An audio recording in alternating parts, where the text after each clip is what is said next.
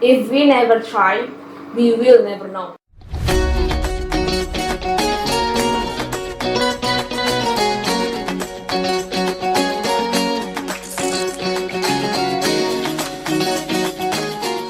Assalamualaikum warahmatullahi wabarakatuh. Hi guys, welcome to podcast Kansa Pusat Keunggulan. How are you everyone? I'm Galuh Dwi Anggraini. Oke guys, kali ini ada yang berbeda nih dari podcast kita. Tema kita hari ini adalah tentang bahasa Inggris. I'm with my friend Desti. Gantian dulu ya, kali ini Desti yang jadi bintang tamunya. Kita akan berbicara seputar bahasa Inggris. Desti, please introduce yourself first.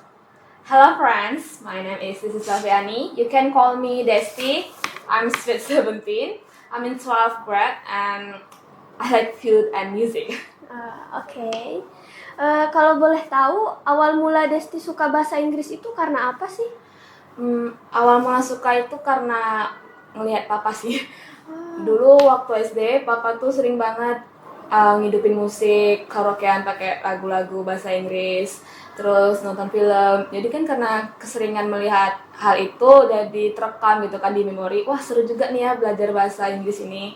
Jadi lama-kelamaan lebih tertarik lagi secara lebih dalam. Oh, berarti udah jadi habit ya kalau sama papa. Iya, hobi apa ya, bahasa Inggris tuh seperti hobi gitu, mempelajari bahasa baru, habis itu vocab-vocabnya. Oh, oke. Kalau untuk belajar bahasa Inggris itu otodidak atau ada ikut kursus? Dulu waktu SD pernah ikut kursus, cuman nggak lama, bentar aja. Tapi alhamdulillah ilmunya tuh masih dapat digunakan. Biasanya sih lebih sering otodidak. Kalau setiap kali video callan sama papa kan, kami tuh sering komunikasinya itu with English gitu.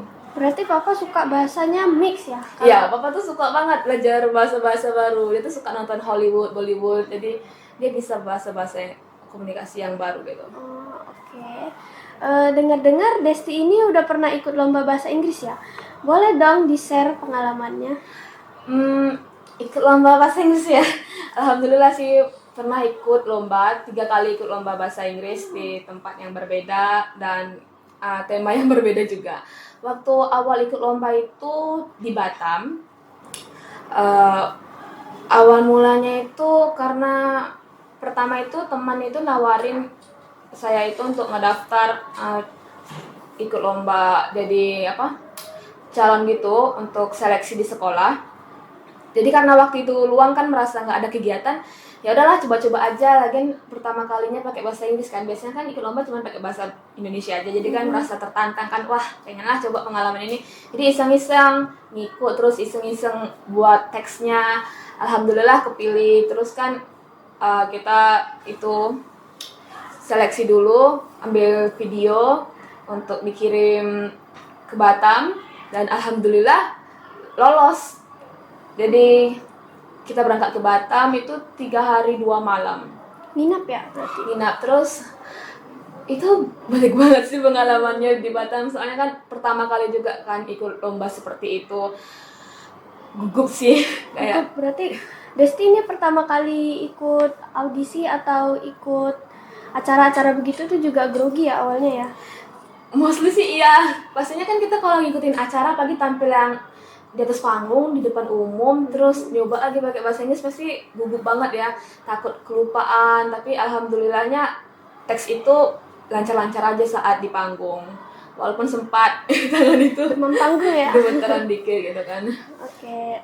Terus ada juga waktu lomba kedua itu di Lagoy. Lebih seru di situ sih, soalnya kayak lebih variatif. Tapi di Batam juga nggak kalah seru sih. Lomba ketiga waktu itu di Pinang. Alhamdulillah dapat pengalaman yang banyak banget.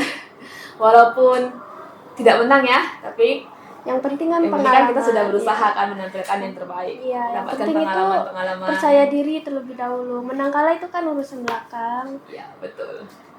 Kalau dari pengalaman tersebut, suka dukanya apa aja sih Desti? Suka dukanya ya? Iya. Kalau sukanya sih pastinya ya, kita tuh kan jumpa teman-teman baru ya.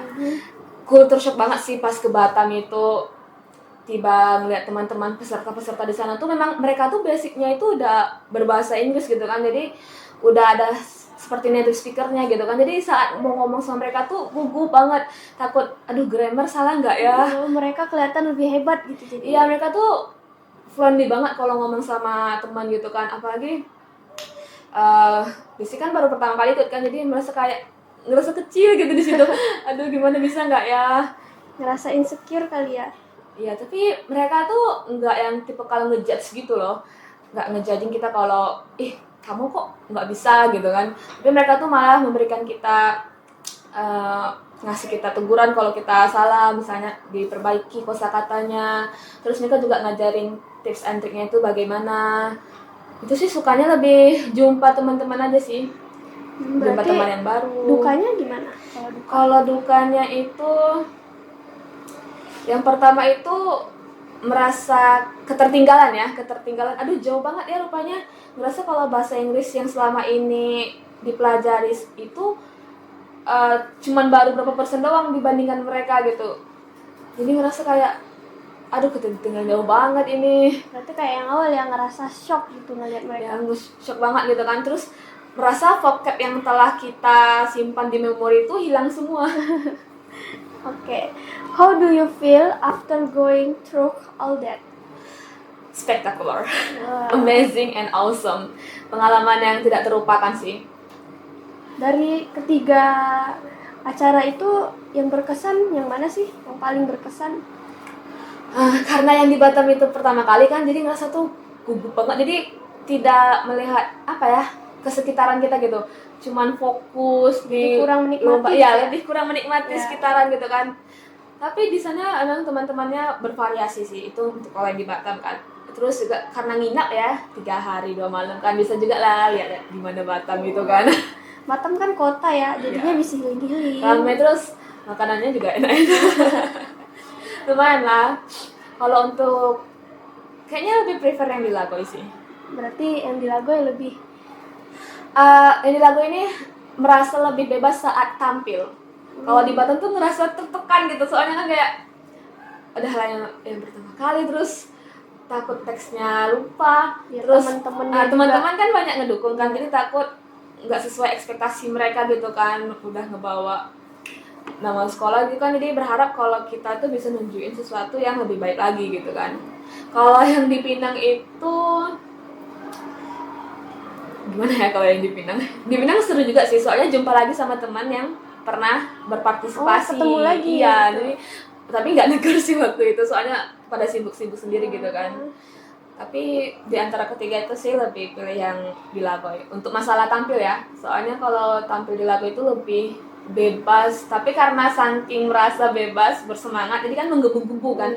Jadi emosi yang disampaikan itu tidak dapat gitu, dan vocabnya itu ada yang salah pengucapannya, tapi nggak apa-apa, tetap seru kok. Kita kan mencoba. Iya. What's unforgettable moment that sticks in your memory? Unforgettable moment ya, Ya. itu saat setelah lomba sih. Setelah lomba tuh kan kita kan langsung kayak berembuk gitu kan, ngomong-ngomong, kita cerita-cerita. Yang waktu di Batam itu habis lomba tuh kita semua pada bilang gini kan, nanti ke kamar kakak ini ya, kumpul-kumpul di situ. Tapi sebelum itu kita ke supermarket dulu ya, beli jajan. Mereka nonton nobar gitu kan, terus cerita-cerita gimana, saling berbagi pengalaman, sharing tips gitu. Berarti langsung friendly ya, langsung bisa berbaur sama banget mereka. sih mereka. Kalau untuk yang di Lago juga temannya nggak kalah asik sih. Okay. After that, boleh dong di-share tips and trick yang didapatkan dari lomba-lomba itu untuk belajar bahasa Inggris. Tips and tricknya ya? Iya. Menurut Desi sih kita itu harus tentunya persiapan yang matang ya. Apalagi kita tuh harus pertama itu kuasai dulu materi teksnya, itu penting banget. Kita apalagi kalau lebih bagus kita yang buat sendiri, terus nanti kita minta tolong ke guru untuk diperbaiki teksnya itu.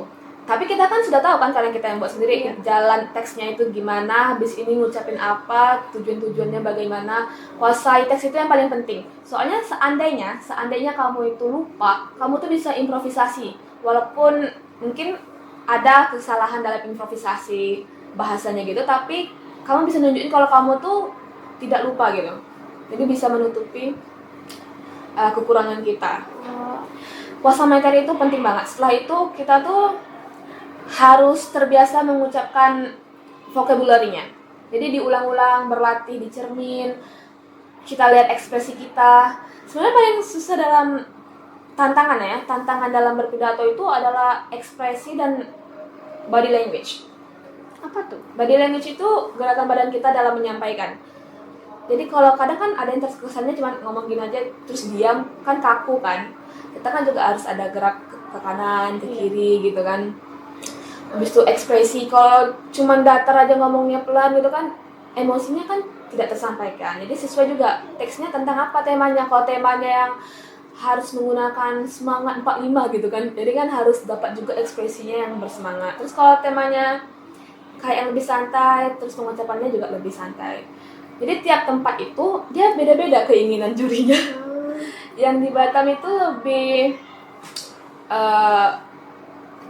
semangat, tapi nggak yang terkesan menggebu-gebu gitu. Dan tidak banyak mondar-mandir. Nah, kesalahan Desti waktu itu banyak mondar-mandirnya. Itu termasuk nilai apa gimana kalau Itu mondar-mandir? termasuk nilai juga. Soalnya kan juri pasti bingung kan, ini anak kenapa mondar-mandir terus gitu kan.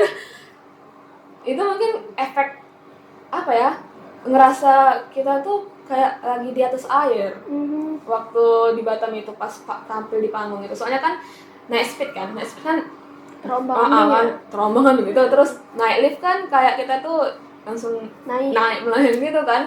Jadi kesannya kayak aduh pengen tumbang tapi ya nggak boleh tumbang gitu. Berarti Desti kalau ada pidato-pidato gitu tuh prepare banget ya dari sebelum acara? Tentunya prepare banget kan. Yang pertama kita tuh harus nyari materi, terus yang paling susah itu ngumpulkan poin-poin. Misalnya contohnya kita materinya itu tentang hari kemerdekaan kan. Kalau sekedar hari kemerdekaan kan berarti umum ya kan? Iya. Kurang spesifik. Jadi lebih spesifik lagi misalnya semangat nasionalisme anak muda gitu kan, pemuda-pemudi bangsa Indonesia. Nah, itu kan kita harus nyari gimana ya cara nyari semangat nasionalismenya, contoh-contohnya seperti apa aja, terus definisinya gimana. Itu sih yang paling susah, itu adalah saat kita menyatukan beberapa poin agar semuanya tetap tersampaikan tapi harus tetap singkat. Kan kalau lomba pidato itu kan rata-rata 5-7 menit ya. Jadi bayangkan dalam 5 atau 7 menit itu kita harus menyampaikan semua yang ada di kepala kita itu dengan lengkap gitu kan. Berarti intinya singkat, padat, dan Ya, jelas. harus singkat, padat, dan jelas agar materinya tersampaikan.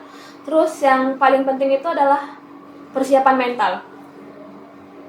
Mental itu penting banget. Kita kan gimana ya, seandainya kamu sudah menguasai semua materi kamu 100% menguasai banget deh, cuman kalau mental kamu tidak kamu persiapkan, pasti dijamin kamu hanya akan terdiam di panggung itu.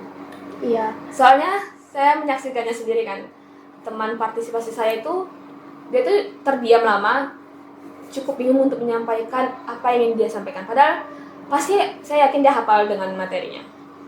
Tapi untuk hal seperti itu kita harus mendukung mereka.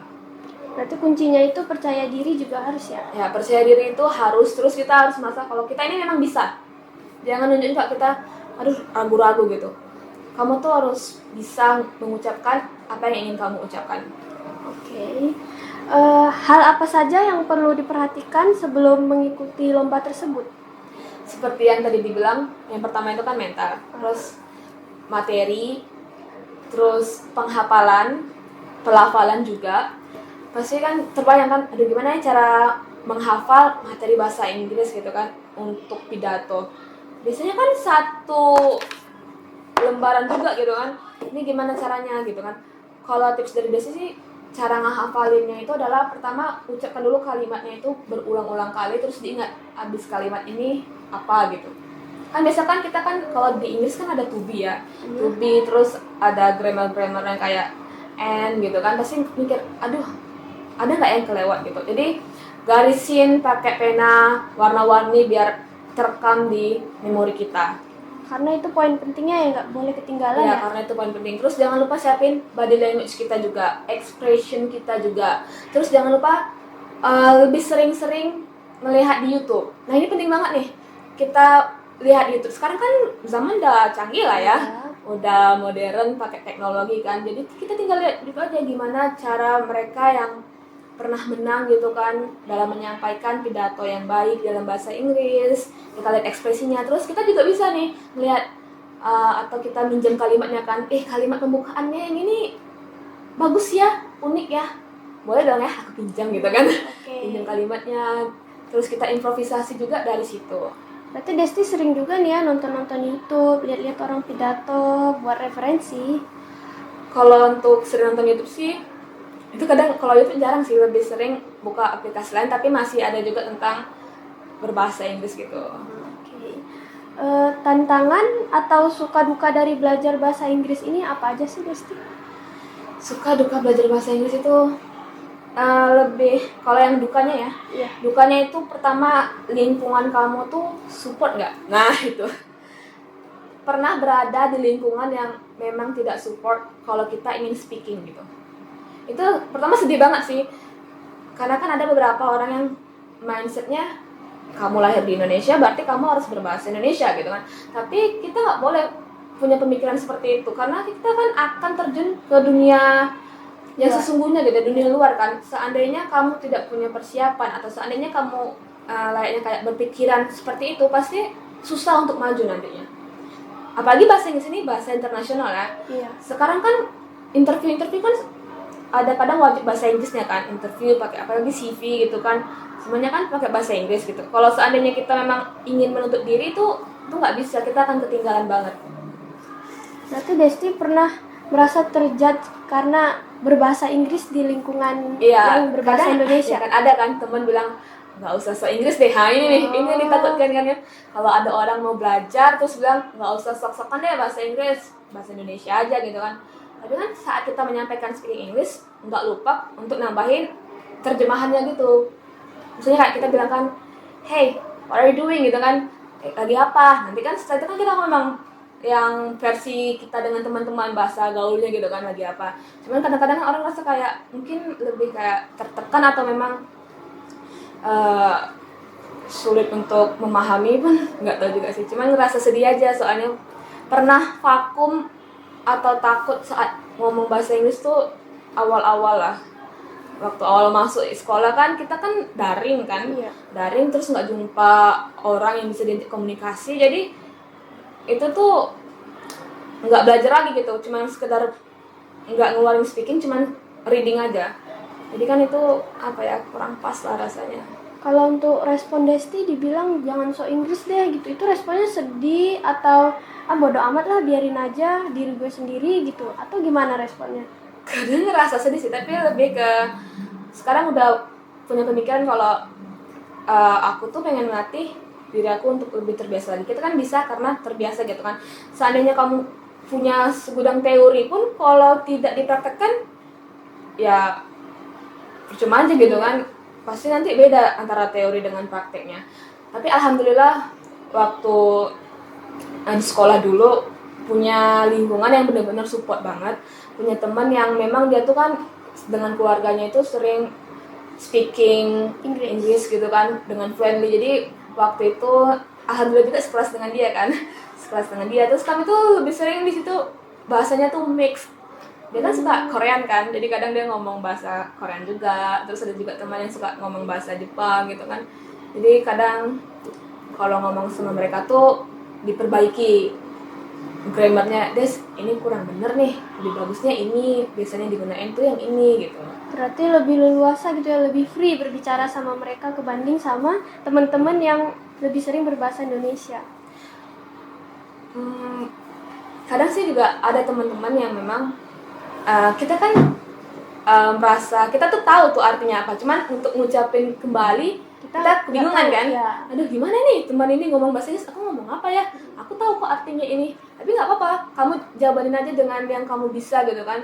Kita kan nggak semestinya harus untuk benar-benar sesuai aturan gitu kan. As long as they understand each other, it's okay gitu. Asalkan kamu ngerti apa yang dia bilang dan dia ngerti apa yang kamu bilang, nggak masalah, terobos aja. Ada nggak quotes atau motivation favorit? Ada. Apa tuh, boleh tahu dong? Appreciate every efforts that you make, no matter how small. Appreciate the process. Better late than never. Apa artinya Desti? Boleh tolong terjemahkan? Kita tuh sekarang di sini nerapin kalau kita tuh harus menghargai setiap proses, setiap usaha yang kita lakukan, tidak peduli sekecil apapun. Misalnya kamu lihat video nih kan di suatu aplikasi sosmed, terus dia ngomong apa, dapat satu vocab yang baru kamu tahu gitu kan, wah ada nih, terus terjemahin, oh ini, terus coba dibuat kalimatnya apa, dibuat kalimat kan, oh kalau di kalimatnya gini artinya ini, di kalimat yang ini artinya berbeda ya, oh, dia bisa berbeda kan gitu kan. Terus kamu coba deh ngomong, itu kan udah ada usaha kan, usaha kita dalam menambah vocabulary kita di bahasa Inggris gitu kan. Terus masa segitu doang, jangan merasa segitu doang. Prosesnya itu kita hargai gitu. Oh nggak apa-apa, hal kecil apapun yang aku lakukan, tapi bisa menjadi hal yang besar nantinya. Oke.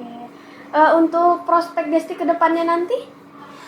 Untuk prospek kedepannya nanti tentunya lebih mendalami bahasa Inggris agar bisa berbahasa dengan baik gitu kan, dan juga tidak hanya mempelajari bahasa Inggris saja tapi mempelajari bahasa-bahasa yang lain juga. Oke.